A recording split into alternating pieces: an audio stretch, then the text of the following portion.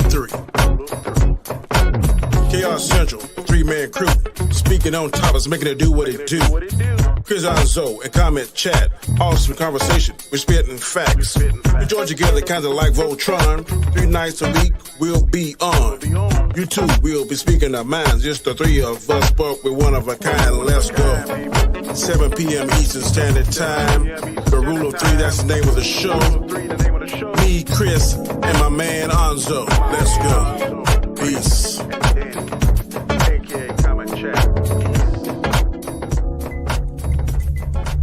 Is there anything?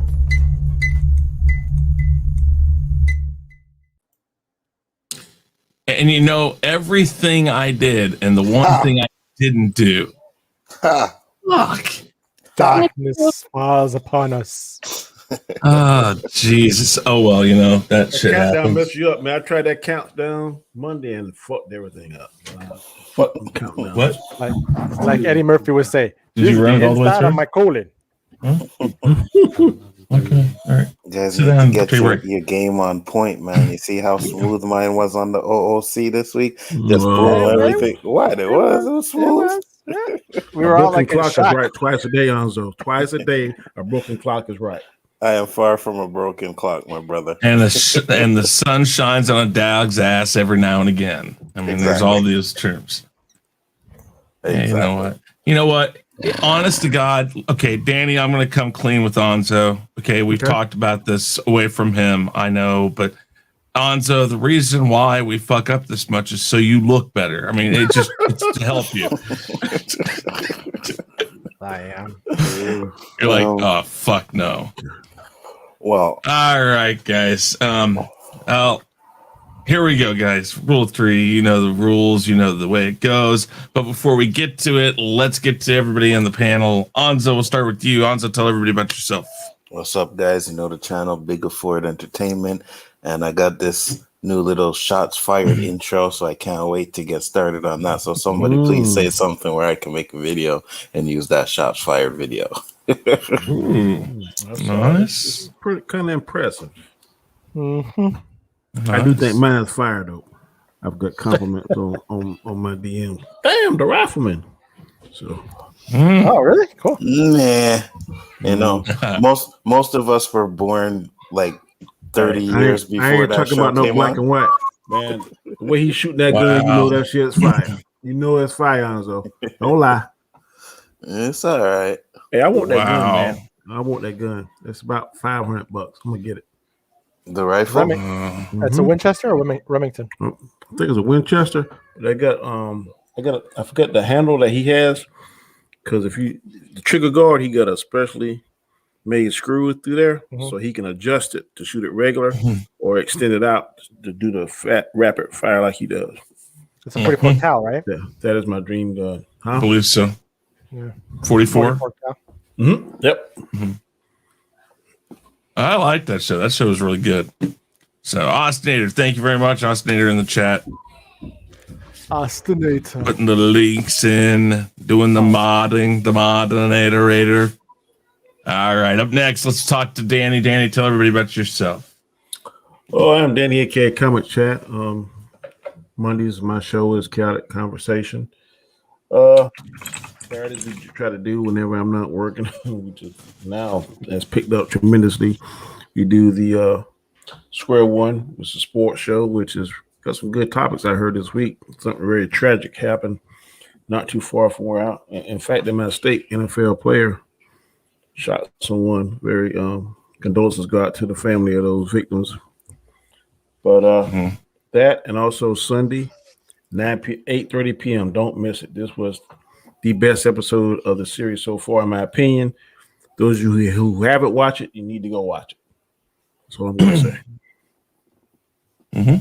And if anybody says it's trash, it's out of their mind. They're on. I'm going to create. I'm going to look tonight and tomorrow for some new ones to put their ass in the film zone thing. So anybody can anything below. I wish you'd do that to the chat. I wish, if you knew the guy, you didn't have to time him out or you didn't have to block him, but you could, like, they had like a little Phantom Zone thing where you for the click chat. Phantom Zone. That would be awesome. I don't know, like if you could put like a GIF or something into it, right? That would be cool. Yeah. All right. Last but not least, Gaiskar, the Basco scenario. Yes. Tell everybody about yourself.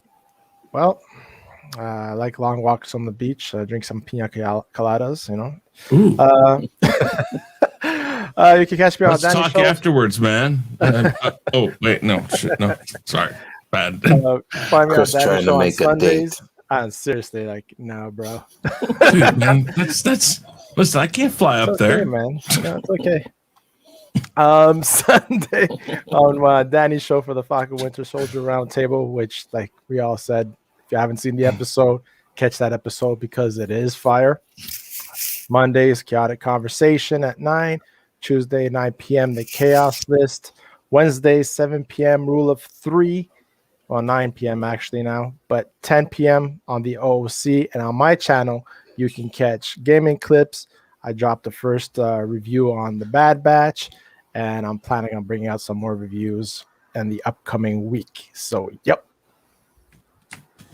Very nice. Awesome.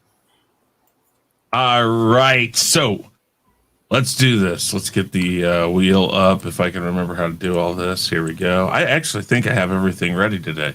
I got the wheel ready. I got the timer ready. And all I got to do is remember before I forget to share the audio. Make sure. Yep. All right. So here we go. First spin. There's some crazy stuff on this wheel today.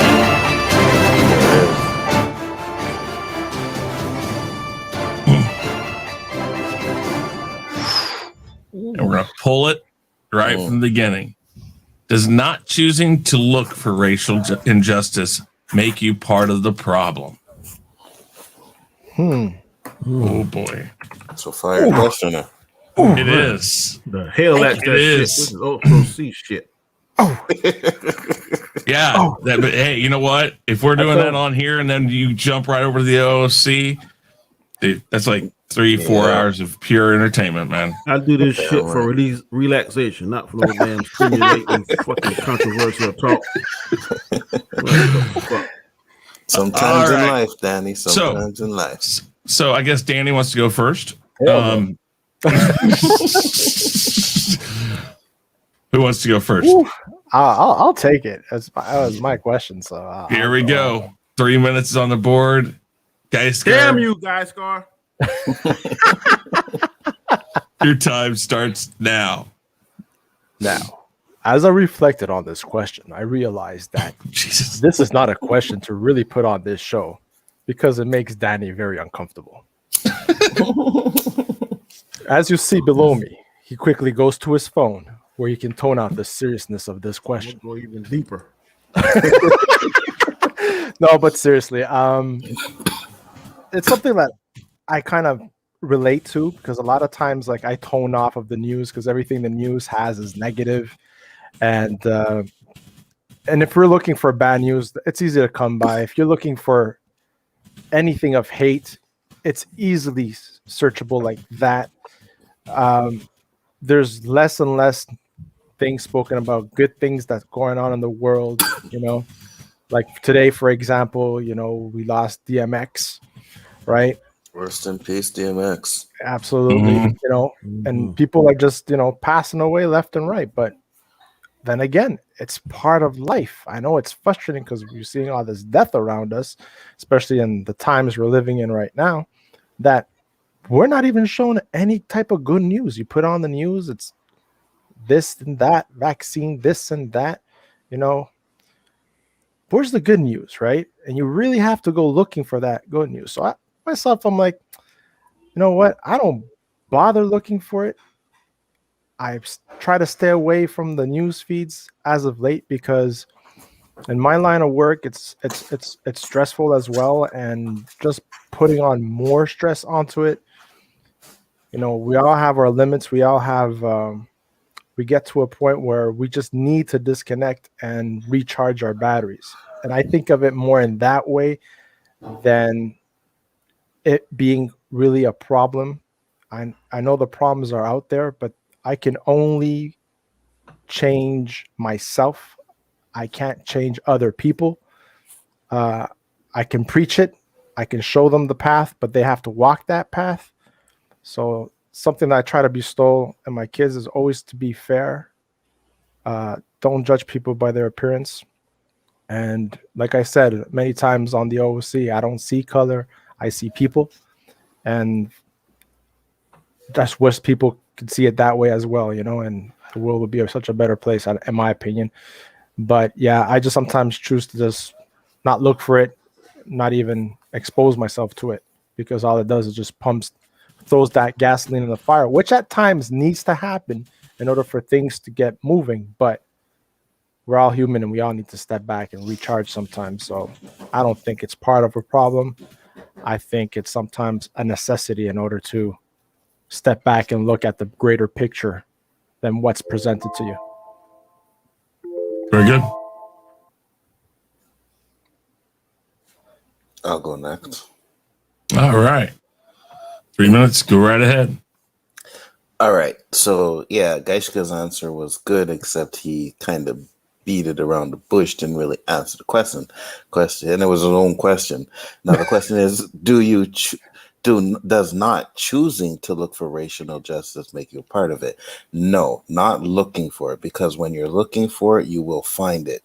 But if you see it and you ignore it, then absolutely 100% you are a part of the problem. Absolutely. You know what I mean? Mm-hmm. So with something like this, I mean, it's hard to get involved into certain things when it comes to racial, because like I was watching the video, we're not heroes. You know what I mean? This isn't a movie. You may get involved with the wrong person and then end up losing your life or something like that. But there is ways to make stands for it. Like, for example, when George Floyd was murdered, we had all kinds of protests, even here in Montreal. Mm-hmm. And I went to all of them. That's how we get involved. You know what I mean? That's how we do things to try and change injustice and racial profiling and people getting murdered because of their color, race, or sexuality, whichever you want to call it. It's not just about being racist towards Black people. It's about being racist towards everybody. You know what I mean? So the only way that these things are ever going to change is if we as a people help change them. The government's not going to do it. You know what I mean? The media is not going to do it. It's us people. And the one thing that really pleased me about going to these protests that they had was there was a lot of Black people, and there was a lot of white people, there was a lot of Asian people, a lot of people of different races came out to support. And if you watch the news when they show the protests in the States and everything, there was a lot of people that were not Black that were there supporting. And this is what we need. If we do not have this, like we were talking about the angry Black man, that's how they will portray us if it's just us. But when we have other races in there with us, helping and supporting with us, then it gets seen in a different light. It's like, holy shit, this is a problem that really needs to be taken care of. This is a problem that we need to start looking into.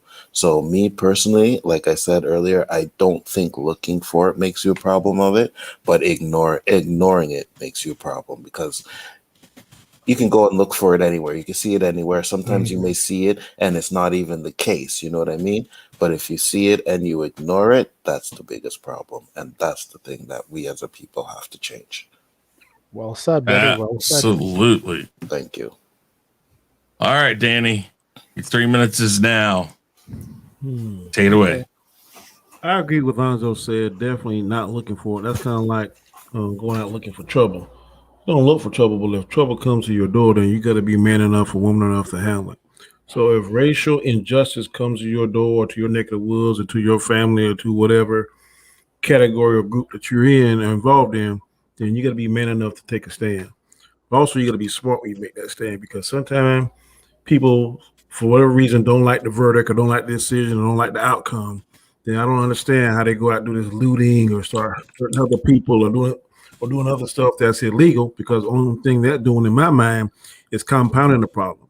You can't say that you hate racial injustice, then you go out and loot a building or take a TV or meet up some other person that's not your race because you feel like you were done wrong. That is highly, highly, highly hypocritical, I don't understand that. I'm kind of in a conundrum because I'm a police officer and I'm a black man, so I have to see and sympathize and empathize with both sides of it. I see how people that look like me are getting done, or getting treated unfairly, getting done wrong, getting killed at an alarming rate. But at the same time, I know there's officers that I know personally don't do that, wouldn't do that, don't feel that way. Quite frankly, pissed off when they see stuff like that. So, um, this question is very difficult. It's very duplicitous. Is a deep question. I don't go out looking for racial injustice, but if I come across it, then I try to identify it. I try to say things or do things to try to spark change. But someone that's old, set in their ways, unless something really miraculous happens to that individual, it is my what we're looking for. It's been my understanding, it's been my experience that you're not going to change them. So if you're trying to change racial problems, you got to start at a very young age. The same way that they were putting the hate into them, then you got to put the love into your child, to your loved one, to your family, to your community, and don't see color. That's easily said and done when you're not black or you're not Hispanic or you're not Chinese, because whether people want to believe it or not, white privilege is alive and well. I've seen it. My wife is I've seen my wife get jobs. Ain't no fucking way a black person would get a job. And I was like, how the hell that happened? And then I said, oh. So I know it. You can't tell me no difference. If you tell me some difference, I ain't gonna believe you.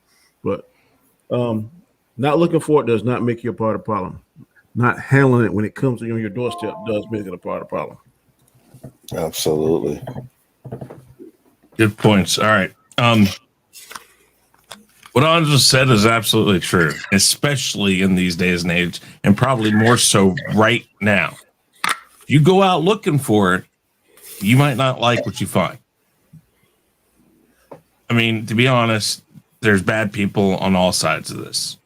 And I mean, that's just to be honest. It doesn't matter what color your skin is, because they're bad people. They're just bad people. So you got to be careful with that. So looking for it, that might make people think you're a nosy person. But exactly what Danny said, what we've all pretty much said, is that when you see it, it's your job to say something. It's your job to do something about it. Now, again, you got to be careful with that too, but there are ways to do it. I was always raised everybody's equal. I mean, I walk through the job I work right now, and I'll say hi to people, and I don't even think about who they are. I pass by them, I say hi, because I'm not looking at a skin color or anything like that. But you do see it out there. You see it when people walk by. They move to the other side of the street, or they try to avoid people. I've got people that live around me here that when I used to go downtown, where it's more ethnic, of course, they think that when you cross the bridge to go across the river to downtown, that's like a surefire way to get shot. That's how uneducated they are about it. And so I always took my time to try to explain to them that's not how it is. And I'd be like, well, what about the guy that got shot 2 blocks away from your house? You don't talk about that. It happens everywhere. It's not, people have to think about that.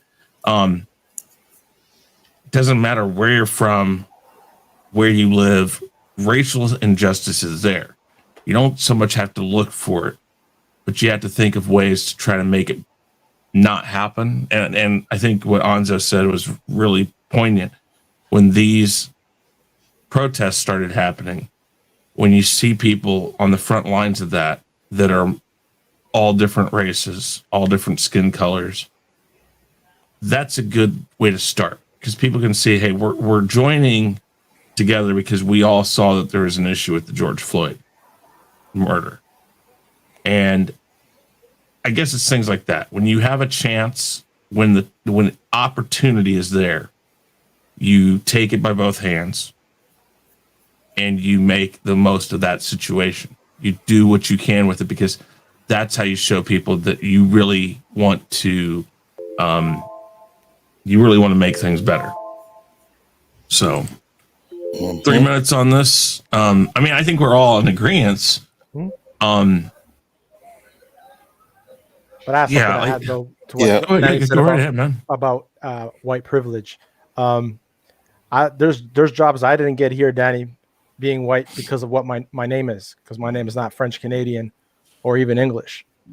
So I got passed by many positions just because of my name, and because I'm not a visible minority as well.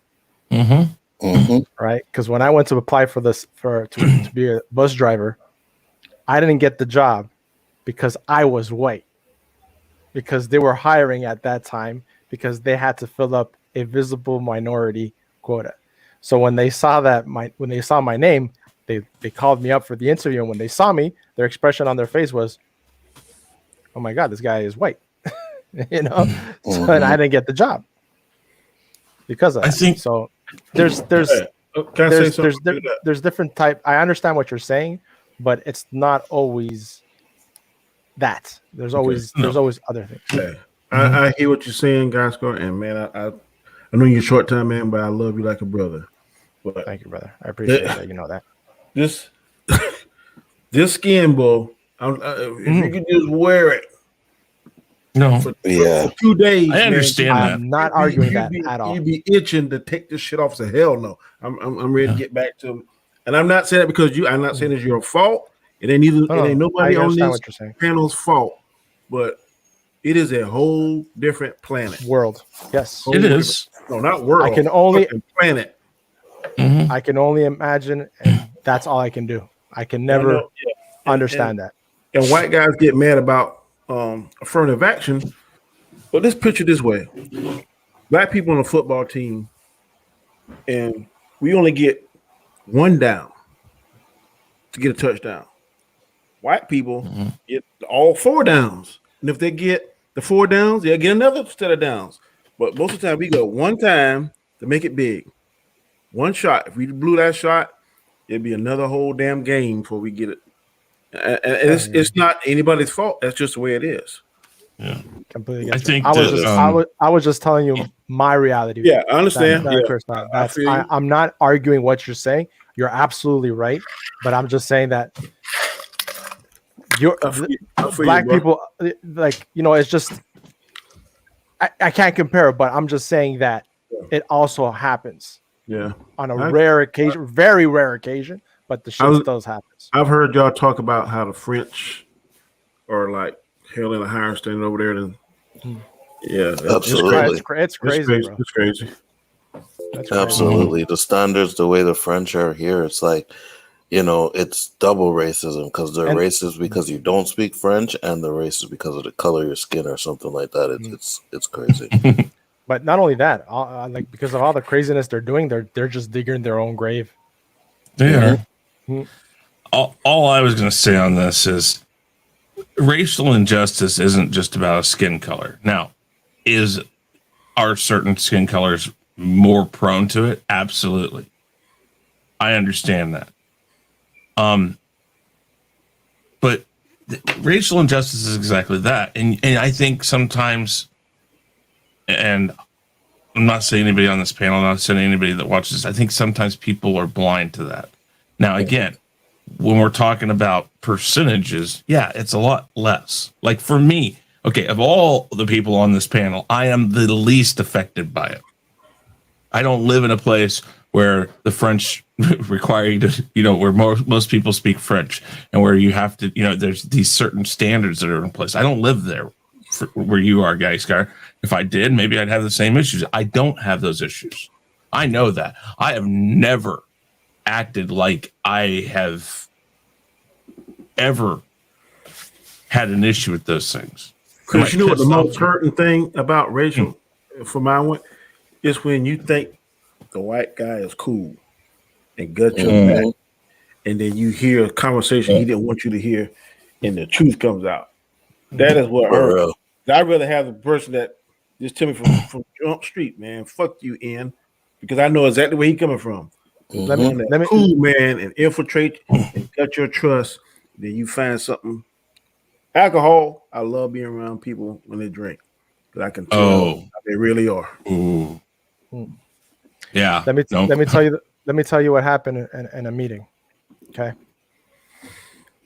So someone had to put together like a quick thing, like for a service, right? And in that image, there was multicultural people. And a person said, and so you had to put the black guy first. Mm-hmm. That's crazy. Yeah. And the other person said, I grew up with black people. And the other person's response, well, I'm going to tell you a cool story. When I was in college, about a good guy, a friend of mine, that was black too. What? And I just turned around and walked away. Or the best line, hey, I have a friend who happens to be black. Yeah. Oh, I have a black friend. You have one black friend, and that means what? Or the person that goes, wow. I'm not racist. I watch Oprah. Yeah. Jesus. But it's out there, right? It is. And that's the unfortunate side of it all. All right, let's shuffle this board. Where's my shuffle? There it is. Shuffle. And full screen it again. Let's go. Topic number 2. And here it is. The pandemic has all but killed the theater experience. Ooh. Through time and effort, the movie studios have come up with 2 plans for the customer. The studios will build 2 state-of-the-art theaters in each state and charge $30 per ticket for adults, $15 per child per movie released.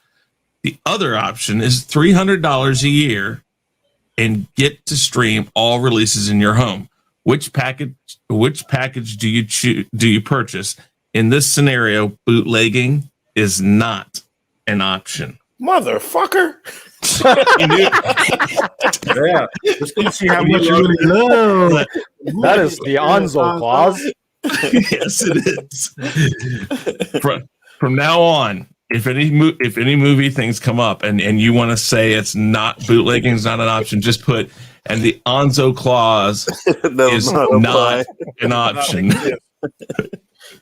Let me go first on this. Yes, sir. Hold on. Let me get All right. 3 minutes. Go on, Danny. Time starts now. This is a no-brainer. I'm paying that $300, and I'm sitting my ass at home. I'm cooking crab legs, shrimp, chicken, whatever. I'm gonna watch. I'm gonna take 4 or 5 pee breaks. I might talk to somebody else, and I'm gonna watch the movie in the comfort of my home, like I do Super Bowls that are must see, like I do NBA Finals that are must see, like I do the old NBA All-Star weekends that are must see. I'm not paying $30 for these movies unless it's something that I really want to see, really want to see. It gotta be something awesome, like a Star Wars, a Predator that's gonna be fire, something like that. Other than that, I will gladly pay my $300. And let me go ahead and say this for the disclaimer. The movie experience is going to have better sound. It's going to have better sight. But it's going to be much cheaper on my pocket. I'm going to have much more comfort. I'm going to have much more options, especially in I'm only speaking for Danny, in my profession. I get this call and I have to stop YouTube like Gaiskar just have to do. Guess what? I can hit pause, talk to my sheriff or whoever I'm talking to, blah, blah, blah, blah, take care of business, bloop, go back and resume. I can't do that. I cannot do that at the movie theater. I wish I could, but I can't. This right here to me, economically, if you got a big family, if you're an individual person or you're a single dad with 2 sons, this might work for you. If you live on Never Land and you got that free pass that you can get 3 movies for $25, that shit might work. But in South Carolina, country boy like me, it don't work. I don't have those passes. I don't have movie theaters saying, here, Danny, Merry Christmas. I'm going to send you some popcorn and candy and cakes. I don't have that. If I did, I would take full advantage of it. If anybody on this panel has those privileges, fan-fucking-tastic. Take advantage of it. But guess what? Danny Graham is going to pay $300, and I'm going to watch every movie that come out. And guess what? If I fall asleep, I won't feel bad. Or if I start the movie, I said, I don't think this is my cup of tea. I can cut it off. But most of us, and correct me if I'm wrong, if we go to a movie and it's kind of sucky, we feel kind of obligated to stay because we don't spend our money. So why stay somewhere that you feel obligated to stay if you don't spend your money and it sucks and you come out and say, oh, that shit sucks. I wish I could get my money back. How many of us don't say that? I know I done said that shit several times. So if you get the $300 at your home and this ain't what I think it is, click and click something else you want to watch. That's just common sense. Is it better than the movie experience? Am I going to get blown away with that subwoofer on every seat? Nope. But shit, am I going to see the same thing you're going to see when I come on the channel? You're going to talk about the same movie. So $300 sound much better to me. Thank you very much. Oh my gosh. Does that suck? Yes. I'll go next. Okay. All right. 3 minutes. Time starts now. Go ahead. Danny, I 150% agree with you. Boom! Right off the bat, I will pay that $300. I have a nice sound system, not equal to the theater, but for the space of the room that it's in, believe me, if I crank that shit up, my chair is fucking vibrating like you wouldn't fucking believe from the subwoofer. All right, my screen might not be 25 feet, but it's 65 4K, and I'm just okay with that 65-inch 4K. Preach, brother. And Preach. I will, if I want, pause that shit, make myself a fucking espresso, come back, watch that movie, pause it. If my kids call me for something, I can pause it. Well, kids call me. They don't call me for much anymore. But if my kids walk in and they're talking and hollering, I can pause it. I have nobody kicking behind me in my chair. Like Danny said, if there's a movie that I really want to see out there, like he said, Star Wars, or an action-packed movie that I want to get that movie experience, then I'll take that option and make sure that my work knows that I'm in the theater so that they don't call me, because that's how I had to go see movies back when theaters were open. Mm-hmm. And for me, it's the flexibility. It's like Danny said, line of work is a big major factor for me. You know, I got called many times in the theaters in the past where I had to stand up and leave my wife and kids there and jet outside for a good half an hour, 40 minutes trying to troubleshoot or whatever I had to do. So, but for me, what I got right now, I can get the same pleasure out of movies that I wouldn't mind watching at home. But if there's a movie that I want to see in the theater, then I'll go and pay the extra money besides the $300 that I paid to get everything streaming and see it on the big screen. Yeah, that's pretty much it.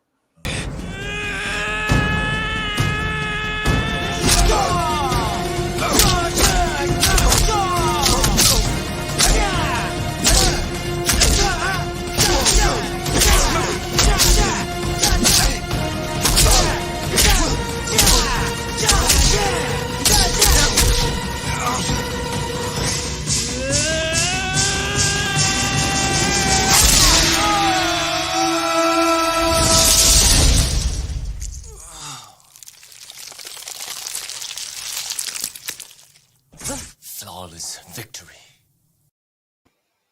While that was well said and well spoken, I'm telling you right now, stop bringing that crap into my streams. All right, 3 minutes, Nzo. Wow. Tell these people. No, that was really good, Gaiskar. That was really good. All right, come on, Nzo. Make it Nzo. 3 minutes. Yep, Go ahead. Ready. Okay. this question, I would have to actually say I agree with Danny and Gaiskar. And I will explain why, unfortunately, I agree with Dan and Gaiskar. Now, Chris, you already know that I prefer the movie experience. Oh, I know. Absolutely 100%. You keep talking. I'm not going to say anything to you because I think you go right ahead. I think I know where you're going with this. The problem with this situation is the pricing.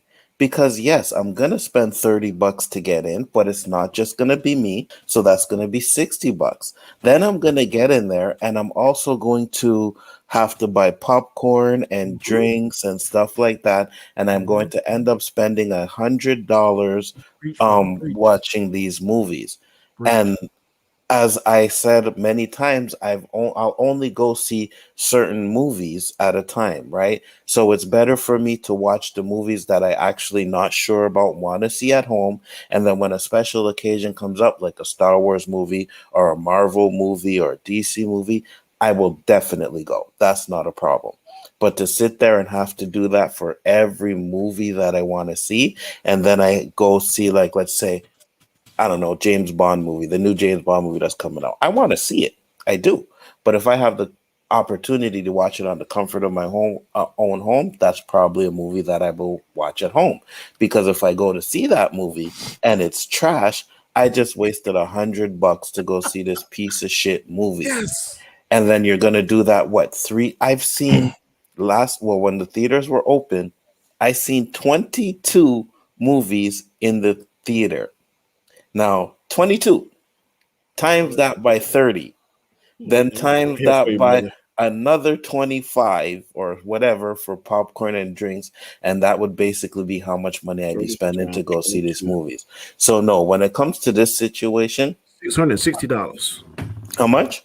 $660. $660, right? $660. So that for me, now granted, we do have scenes where you get free movies, right? So when you buy cards, you get points. So I have seen a couple of them free. I just don't remember how many. So give or take 3 or 4 movies out of that 22. Yeah. But the price just doesn't add up for me. So it would be better, more convenient for me to actually pay for the $300 subscription to watch it at home, and then to just go to the theater and see the movies that I know I personally cannot see on a small screen. I have to see them in IMAX. Star Wars, DC, Marvel. Doesn't matter which Marvel movie it is. Doesn't matter what Star Wars movie it is. I gotta go see those in the theater.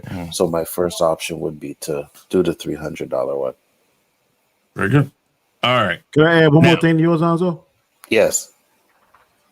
The weather. How about that hot movie come out and there's 13 inches of fucking snow? Who want to get out in that? You can watch that same movie at your house. When was the last time where you lived, Danny? You got 13 inches of snow. I'm saying for them, not me. Oh, to be honest with you, I've gone. If it's a movie that I want to see, weather won't stop me. Yeah. I've gone to the theater in a freaking blizzard. Yeah, they don't think weather to them is like you would die, and like when they think it's bad, you would die. I mean, that's what I've noticed. Okay. Danny, I had to go to school because the buses were on strike. Elementary school, minus 45 windshield. It looked like the planet Hoth. I had the freaking planet, and I had freaking my nose was right here was frostbitten, and my scarf from breathing out was like pure icicle. Bro, from the let's let Chris go, and then we'll talk about it now 3 minutes. Yeah. I'm sorry. Sorry, Chris. Oh no, you're fine. I'm just answering Shifty here. Okay, because I'll just say this real quick, Danny. Your boogers in your nose would freeze. That's how cold it was. Why the fuck would an intelligent human want to stay in some shit like that? Hell no. Because they built a city there. I'm staying in the South where it's nice and warm. The coldest our winters get is maybe 20 degrees. No, thank you. All right. Okay. So, under your scenario, Danny, of course I'm going to take the movie version. Now, good job. Let me break this down for you in reality. You have come up with a scenario designed by a consumer. not the studios. The studios are not going to give you an option of $300 a year, because what they're going to do is they're going to break it down in bits and pieces like they do with regular movies, until you don't realize by the time you've come around, you've actually spent $1,000 that year, when you might have spent less money just to go see it in the theater. Now, I'm not saying that's going to be the way it goes.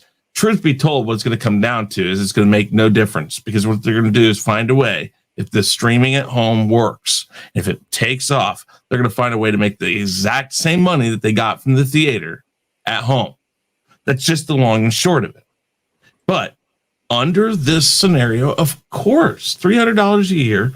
I have 2 boys, and one's going in the Navy, but still 2 of us. And that, I guarantee you, the $15 per child you said is going to be 13 and under, guaranteed, because that's just how these things work.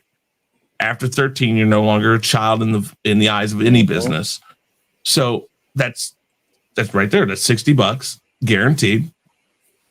And yeah, you always got to think of concessions and stuff.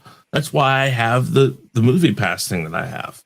I mean, I don't, at one time I had, I still do. I just have to re-up it. I had press pass, and sometimes that would get me into sneak peeks. I mean, I have it a lot easier when it comes to movies. I know people that work for radio stations. I can get free tickets to, new releases and stuff here and there.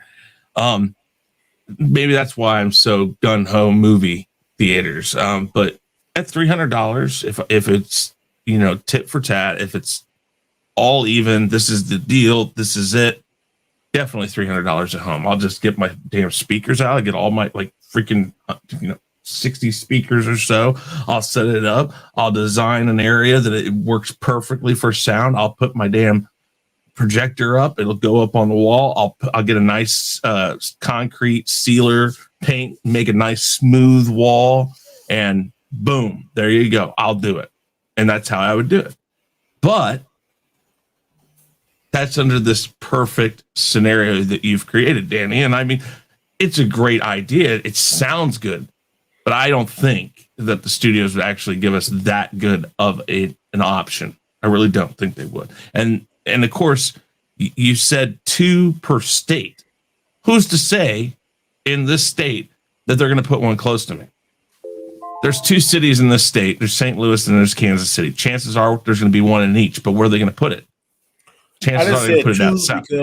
There's no way I understand the same number. No. I'm fine with that. Yeah. I'm saying for me, in that option, I would have to think, okay, where are they going to put it? They're not going to put it up north where I'm at, because we're like a second class citizen to everything. We're not as downtown's horrible because they treat them like scum, which is ridiculous. They're probably putting the 2 biggest cities in the state. They would, and that's what I'm saying. We'd have one, but it'd be all the way on the other side of town for me. It'd be a good 25-30 minute drive. As it stands right now, I can drive 5 minutes to get to one. So there's another thing. So yeah, but real talk. All right, 3 minutes. Let's go. Let me go back and forth on this, but I don't have. Where I'm at, we don't have. You can reserve seats. It's like first come, first serve. So I have literally left work. Get off at 5, drive 30 minutes home, change, drive another 20 minutes to the theater to get in line, and I may get the first showing, I may not get the first showing. So I don't have, if I had those pass like you had or have reserved seats, that'd be wonderful. But where I'm at, we don't have that. It's like first come, first serve. I go to many of shows, like, damn, they run out of tickets. So I got to get tickets for the next show and then wait in line to get a good seat. So when I was doing the shots fired, I was speaking from my perspective because I don't have that stuff, that the reserve seats and all that kind of stuff. We just don't have it where I'm at. Mm-hmm. We have reserve seating here for certain movies for certain theaters, or especially if it's IMAX, you'll definitely be able to get reserve seating there. But I completely understand what you're saying. If you don't got reserve seating, then you got to go to the theater and you got to make sure that you get there at a certain time. And it's that's what I live. I'm like, oh God, I got to go here an hour just to get a good seat. All right. Real quick here. Let me show you this. All right. So the AMC app, I got to make sure names and stuff. Yeah. Okay. So, I got all the showings right there on my app, and then if I press, let's say we want to go see Kong versus Godzilla, click on it. It'll tell me, here's today's date. And right now it's probably telling me, okay, so there's a 9 p.m. Dolby Cinema. It'll tell me all the different cinemas it's in, IMAX. It'll lay it out, like, so I know what I've got. I got a Prime. There's all sorts of different options there. I hit the time, and it'll tell me, right now it's giving me the COVID thing. And then there's my seating selection. I can pick it anytime. And that's just, and I said this, I think maybe I haven't, maybe when I do my next one to answer yours, I will. I do understand for you and I don't know the exact area you live in. Of course, I don't want you to tell everybody, but for you, obviously, it's absolutely 100% the best option to be at home because you have a long distance. Your job, absolutely, because my father was a police officer. I understand that completely. There's all sorts of those things that add into it. And so I understand that. Gaiskar, you're in an industry where it's difficult to get away for any length of time to go see that movie. And like you said, you had to call your business where you work. I definitely agree with you that if they get this outrageous price, I'm not going to pay that. But if it's something that's comparable and I can handle it and not be like financially strapped, or let something go just so I can watch movies, then I'm going to pay it probably. But if it's something crazy like $1,000 a year, no, hell no. I'll just suck it up and I may not watch the movie the first night unless it's something really fire. I just have to catch it that weekend when I'm off. But I'm not. There is a limit to how much I'm going to pay for comfort. Or Cheapy Tuesdays. Yeah, I think the way I see this going is they're going to, like I said, find a comparable thing. It benefits the movie studios not to have theaters go away, but it also benefits them for people like you not to lose money. But let me tell you this, Chris, and this I watch Other People's Money, one of my favorite movies. Remember the part when he says that there was once a company that made the best buggy whips in the world, but eventually the buggy whips were obsolete. There used to be drive-ins when I was a little boy. Everywhere you go, drive-ins. But drive-ins now are damn near obsolete. Movie theaters, whether we like it or not, one day they're going to be obsolete. I can remember when I was in my little boy, it was 8 tracks. Then 8 tracks went to cassettes. Yes. The cassette went to CDs. I just bought a brand new truck that don't have a fucking CD player in it. I know. Yep. I know. So but saying, I think it's different one here. day going to be obsolete. I think there's a difference here. One, drive-in theaters went away because people found a way to cheat the system completely. I mean, literally shoving people in trunks and back seats and all that because they were charging per car, not per person. But they do that now. I don't. When the movie. But now it's a niche thing. It's a niche thing. But the theater. I done been in one theater, Chris, and got done watch it and jump in the next one. You can. We all done this before. Yeah, actually, no. I pay for every single movie I go to, and I have never snuck into any movie in my life. What? Okay. Like I said, my theaters here, AMC. This is their headquarters here in town. They're not in Kansas City. They're in a town called Overland Park, but it's a suburb of Kansas City. So they implement a lot of their programs here. One of the things they implemented was the no cell phone, no talking, no baby. If your kid cries, if your kid makes noise, kick you out. No, literally, they put up at the beginning of the movie, before the movie starts, they have at least 6, 7, 20 times they tell you, turn your phone off, turn it down, do this, do this. It goes off, they pull you and say, you got to go. Now, not every auditorium is like that, but they have a certain percentage in each theater that does that. The other thing they have is they've got people that walk the theaters as movies are going because they're looking for people jumping. So now this is AMC. This is the world's largest movie theater. That's why they make money. That's why even though they were close to bankruptcy, they're going to be fine. I don't have AMC. I'm at You know what theaters, Nzo? I remember that happening in where people used to come down and check with their flashlights and stuff. The old theaters, Lowe's, Yeah. You know, They've those kind of old brought that theaters with back. the velvet freaking curtains, man. The Yeah. But imperial. what they'll do is they go down, they'll come in, and they'll stand and they'll just look and scan the whole thing because they're looking, because these are the people. There's like 5 people at the one I normally go to, and now I haven't been there since they've reopened, but those 5 people, it's the same 5 people. And what you'll see is you'll see them, like one person will get this side or this quarter, this quarter, this quarter, and that's all they do. Now, people are like, well, what about this? They strategically place movies around. So, like, if there's 5 movies that are really big at that time, 5 of them will be all clumped over here, then the other 5 here, the other 5 here, the other 5 here, and then they have a central area that has the really nice theaters, the IMAX, the Prime, the ones that have the rumble seats and all that. And there's people that, so that's how they do it. They clump them together. So you think, oh, I'll just jump right next door instead of I'm going to go across the way. So, anyways, good. I mean, I think they're going to figure out a way to make it work so everybody gets their cake, and it's beneficial to them for that. Danny gets 2 today. Boom. I didn't shuffle, but that's okay. This is a good question. You are a new up and coming director. Your agent calls and tells you that you have received 3 movie offers to direct: Black Panther 2, Man of Steel 2, and Venom 2. Which one do you take? Damn. Make I'll sure go I got first. that. Let me Okay, go first, yeah. let me paste this. Here we go. Got it in the chat.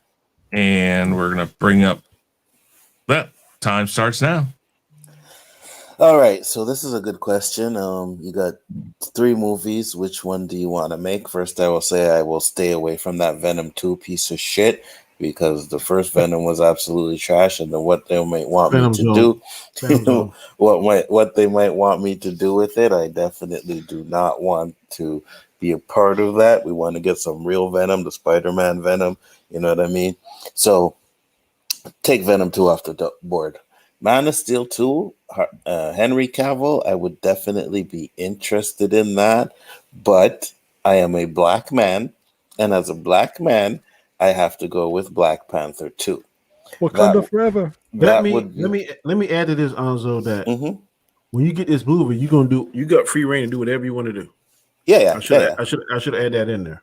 Yeah, that's fine. That's fine. I agree with you. But for Venom 2, I would have to retcon all the shit that they did in the first one, so I'd skip with that one. Man of Steel 2 would be my second choice for sure, but as a black man, I'd have to go with Black Panther 2, because the first Black Panther was fire. I really enjoyed the first one, and I would like to paint black people in a way that we haven't really seen us in a long time. Black Panther did that, and I would like to continue that story. Now, granted, it would also all depend on if Chadwick Boseman is alive still, right? Because I'm not doing no Killmonger as Black Panther or anything like that. I may recast him if we could do that. If I think you give me 2 or 3 years before the movie comes out, and yeah, I think people will be okay with recasting him. Or if they perfect the deep fake, speak to the family and see how the family would feel about me deep faking him in there, that I could definitely do. But even when you do that, you still won't get the kind of swag and charm that Chadwick Boseman had. So I would prefer him to be alive so that I could make the movie with him. But I would definitely prefer to stick to the roots, you know what I mean? Study up on a lot of African history and Black history and stuff like that I can refresh my memory on and bring certain things to people that maybe they have never seen before. And like I said, that's one of the reasons why I really like the first Black Panther, is because they showed Africa, even though it was a fictional place in Africa, Wakanda, they showed us as kings and queens, and you know what I mean, and ways that we haven't really seen in most of these modern day movies, especially when they talk about Africa and stuff like that. You see the poverty, you see people struggling and people starving, and Africa's just not like that. So my choice is Black Panther 2. Okay. Okay. All right. Who wants to go next? I can go. All right, Danny, go right ahead. This is a hard question. I probably would pick Black Panther 2, but not for the reasons that Alzo did. Don't care about being a black man. I gotta pick that. I would pick it because I would definitely make Killmonger the next Black Panther because people love redemption movies. I know people about to say, "What the fuck, Killmonger? He did all that." Last time I checked, Anakin Skywalker killed all the younglings, did all this and did all that, but he was redeemed in the Return of the Jedi. After he died, I don't care. When they showed him, he was the Force ghost. and was he? Them, And was he really redeemed? Because he was still had this. redeemed. No, he was redeemed to Luke and Leia, but he wasn't redeemed in the universe. Darth Vader. No, he was not redeemed. Go in ahead. my TV, in my house in South Carolina, his ass is redeemed. So I'm gonna make Killmonger redeemed. Just the way we just saw. I'm going to talk a little bit about the last episode of Falcon Winter Soldier. There's a clip where they are testing him to see whether or not that their different techniques and stuff work on a certain character. I would do that same deprogrammation, do kind of stuff. Let Shuri do her stuff. Blah blah blah blah blah blah blah. Not take out everything, but take out the more aggressive, evil side of him. Michael B. Jordan is going to put butts in the seats. He's a good actor. I would make that whole redeem thing and make the whole movie him trying to redeem himself and prove himself. He finally gets opportunity. He does it. He wins Shuri's trust, the mama's trust, the whole Wakanda trust. That's what I would do. Some people may not like it. Some people may like it, but that is what Danny would do if I was new and upcoming director. Because America as a whole love redemption, or so they said. Somebody has fall to the bottom, scrape the bottom of the barrel, and they work themselves back up and do the right thing. Now he can't slip. If he do something crazy second time, then his ass is done. But if they write it right and do everything right, he comes back and he redeems himself, kind of like how Bucky redeeming himself now as a Winter Soldier. All that stuff he was doing crazy, now he's trying to redeem himself. I'll put that same plot or parts of that plot into Black Panther 2, and that's who I would make the next Black Panther. There are comic book stories where he is the Black Panther and he has been a part of the Avengers.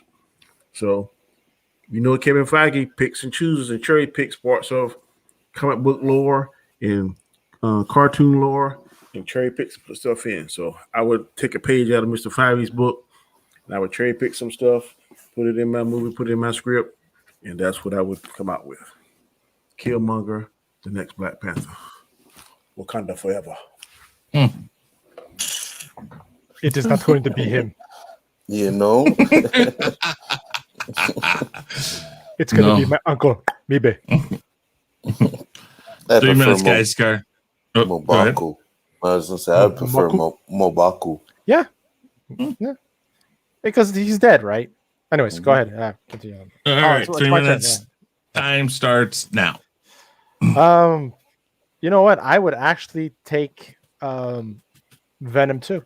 I would definitely bring in Spider-Man, all 3 of them actually, because since all this is going on with the multiverse and already rumored to be in, No Way Home, that the other Spider-Mans are going to be in there.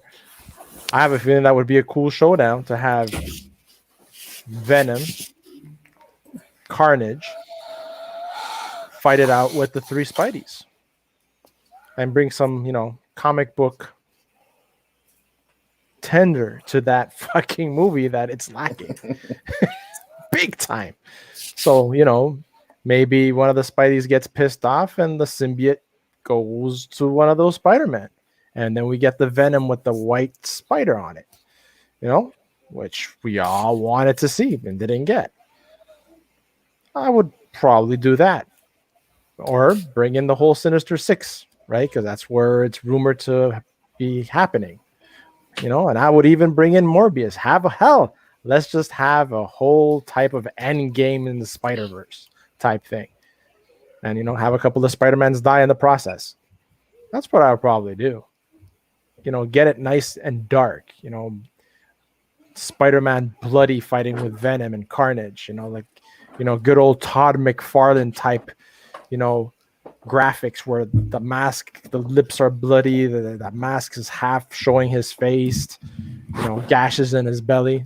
That type of comic book Spider-Man movie. We got to see it a bit with actually with the Garfield. Was he pretty much bloodied up in that movie? I don't recall. Not as much as Maguire though. Maguire got he got ass handed to him. Yeah, exactly. Maguire got that. That's one reason I like that series. I like that series. I always said I like that series. That series was a good series. I just didn't like that particular Spider-Man. Peter Parker, yes. Spider-Man, not really. Who? But that's my opinion. Who Spider-Man you didn't like? I didn't like Maguire's Spider-Man. I preferred Garfield's Spider-Man, but I preferred Maguire's Peter Parker. You half a fan of them? I'm debating because I'm half on it too. So that makes a full one, I think, doesn't it? Mm-hmm. Yes, it does, because I'm with you. Makes it. Now, if I were in charge, and I am,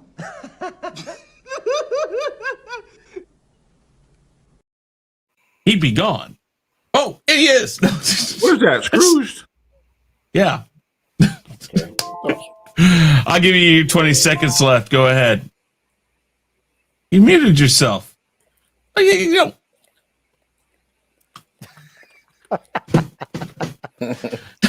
Yeah, I censored my hateful Spanish. Man, I can see why they're discriminating against you. You're white and you speak Spanish and I'm French. Hispanic. Oh God, he's triple threat. I'm a triple threat. Okay. Yeah. So that's what I would do. I would really like mix it up in that movie with a bunch of shit. Freaking blend it. All right, here we go. All right.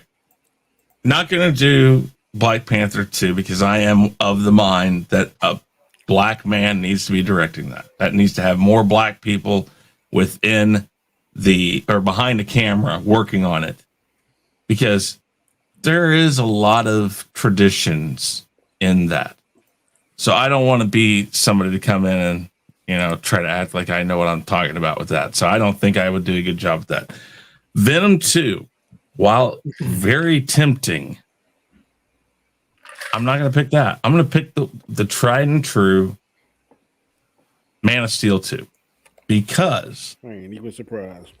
Well, I know you're not. I ain't saying a bad way. I'm just saying I'm not. No, surprised. I understand. Mm-hmm. But I would pick that. I'd definitely bring Cavill back. You got to have Cavill because he's the closest thing we've gotten to a guy that can portray Superman. Oh my God. To what Reeve did. I'm not saying he's as good. I'm just saying it's about the closest I've ever seen to it. So, I definitely would make it a lot lighter. If I do it, I'm gonna do it with the Justice League Snyder cut in mind. He's wearing his black suit. We're gonna take that. We're gonna hang it up. We're gonna bring out that one we saw in the Whedon Justice League, because I think that one does have a place.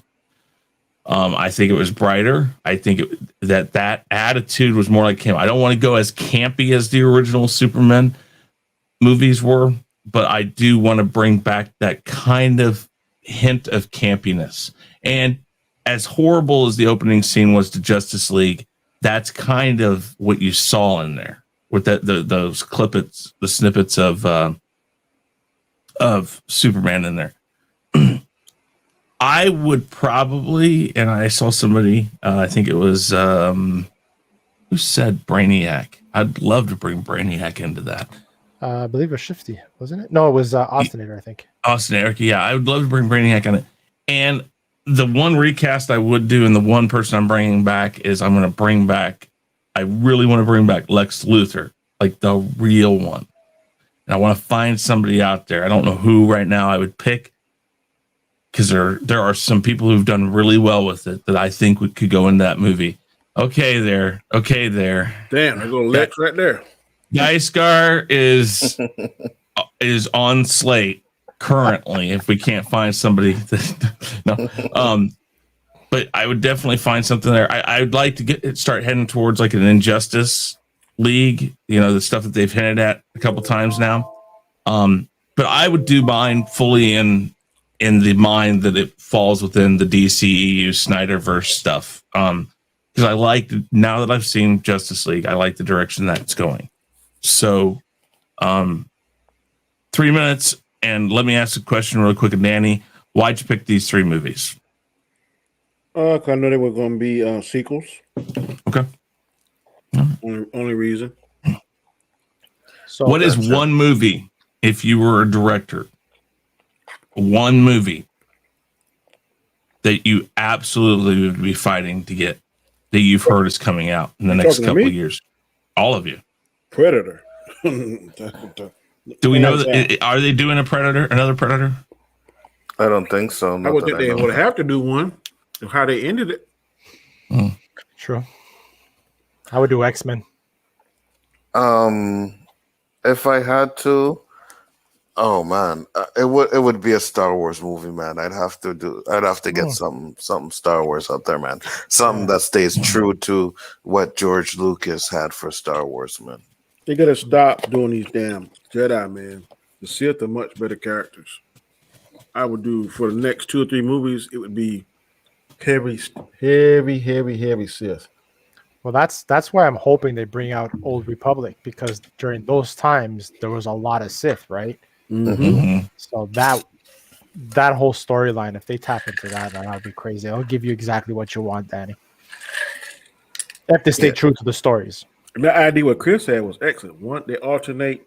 Okay, one season on Disney Plus they do Sith, then they do the next season Jedi, and going back and forth. Then like maybe the 5th season or 6th season, crossover. they kind of crossover, or they all intersect and all comes to a head. That would be awesome. Yeah, I like the thought of that. Go ahead.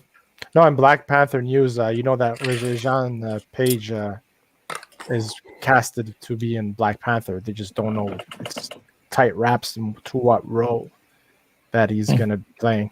Who is that? A guy from Brigantine. Oh, I don't know who that is. Okay. Me neither. It's a very popular Netflix show that was on. And to your point, Nzo, the next Star Wars movie is slated to be released December of 2023. Damn. 2 years from now. They're taking their time. Well, they're focusing on all these Andor, Obi-Wan. Please let me know, bro. Yeah, and I'm hoping to God by that time that there's something together. Yeah, you see, because I mean, let's talk about that for a second, guys. Here, I'm gonna drop the screen here. Have any of y'all read the Vader comics? I have read some of them. Oh yes. my god! If they would do a movie like when he was, they need to do a Vader movie. Oh, they need to do a Vader movie from the day of Revenge of the Sith. They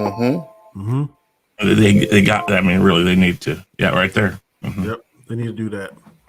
Sure, cut down the Jedi and made them into Inquisitors. Yes, I want to see that. Well, you guys have seen him on my show, Vader Reviews. He just posted a tweet. His Fallen Jedi Fallen Jedi, I think is what he's calling his movie. It's going to be an hour and a half. He's literally doing a fan-made full-length film. Cool. Dude, I'm sitting there going like, oh, dude, because I thought it was just going to be like a typical 20-minute fan-made film. No, he's flat out saying Vader Reviews. Look him up. It's at Vader Reviews. Come about a guy that you talk to and he sounds like Darth Vader. Yeah.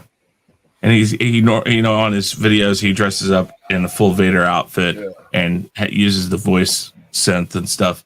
But that would be hot if it's good. I hope it ain't cheesy. Exactly. Well, I mean, what I've seen, it looks good. I think he's like most fans. If you look at the one that what was it? Star Wars Theory, I think, did one. He did the one where they and he did two episodes because second one was Mace Windu. Yeah. Okay, but I'm just saying that the stuff he does is awesome. If you like Star Wars, you can do it if you have the means. He's taking his time and he's doing it right, I think. So I think that the guy stuff I've seen has poured been really good. $100,000 though in that first one. I don't know what he did to the second one. I don't know, but That's a lot of money. whatever. I guess if they spend it, they need to. It amazes me that they had this on a course for like sheer knock it out of the park, money, money, money. As soon as they showed Luke Skywalker, and within 3 months, the people in charge of Lucasfilm, or 3 or 4 months, they have torn it down to ashes already. What? I didn't understand. What did you say? Okay, so when they showed Luke Skywalker, Uh-huh. they had the path to money, money, money. They had us eating out of their hand because we wanted to see the what was going to happen next. We wanted to know, are you doing Luke Skywalker? We're ready for Boba Fett coming out later this year. We wanted to see the Bad Batch was coming out. Obi-Wan. We had all this stuff, and we were like, we're back to when we first heard Disney bought the property, and we're like, oh my God, this is crazy, all the stuff they could do. And now we're starting to see, they're righting the ship a little bit. And within 4 months, they fire one person and go right back to their old ways, and they release that High Republic crap. And look at what they've done. They've torn this whole property back down to scraps I haven't even seen and it. ashes. High Republic. It's a book. It's a comic. It's a book series or something. And just some of the ass. ideas they have in this, it's just why? What's the point? What is this? This doesn't have any place. Let me rephrase this for people who might see this. Okay, I believe they have a transgendered They have Jedi in it. Okay. Yeah, transgender twins. I am not talking about this when I say it. I'm not talking about that when I say this. This stuff doesn't have a place in Star Wars. What I mean by that is that we don't know who's gay in Star Wars. We don't know who's transgender. It doesn't matter. Everybody is what you see face value. Exactly. And that's the problem. They're trying to interject stuff that never had any need to be in Star Wars. Correct. And Didn't they say that's that Poe was gay? Didn't I hear that? well, who knows? There's all sorts that. Yeah, that's the problem. And you want to talk about trigonometry? It's like, who cares? It doesn't need to be there. I don't need that because that's not what's important. The characters are important. It's just not important about them and their internal workings per se. To a certain extent, but yeah, I mean, they've just. I hope you're right, Shifty. I believe they have. Again, it's not like the outside, the fans can't figure it out. We as fans know how to save DC.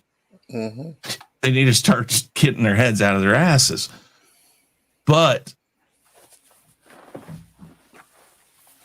it's just god, non-binary is face value and looks. Star Trek had non-binary characters. One fell in love with Riker That is true. That is exactly. True. And that's my point. It's like but they didn't go out and Of the way to let you know. exactly. They didn't shove it down our throats saying, "Hey, here we are."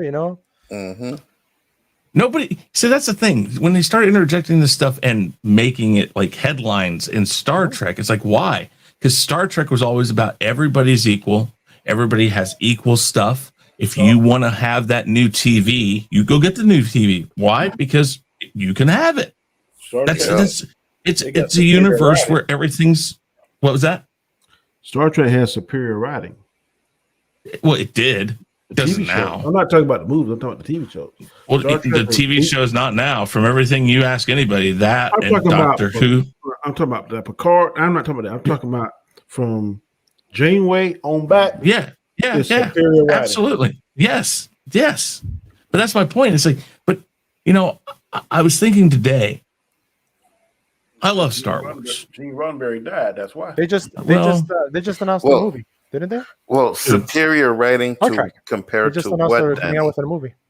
I'm saying the storytelling of Star Trek was better than the last things we saw in Star Wars because they had a better writing. Gene Roddenberry. Okay, the last things. I think they were better than the movies. I think some Star Trek TV shows were better than the last 3 Star Wars movies, and you might say it's one or two of the prequels. Never. I don't think. Prequels. The I'll give you the Star Wars, the Disney, but I won't give you the prequels. Yeah. I won't. So I was working on stuff. I said Yeah, one he or did. two of the prequels. A lot of people think that Attack of the Clones is kind of boring.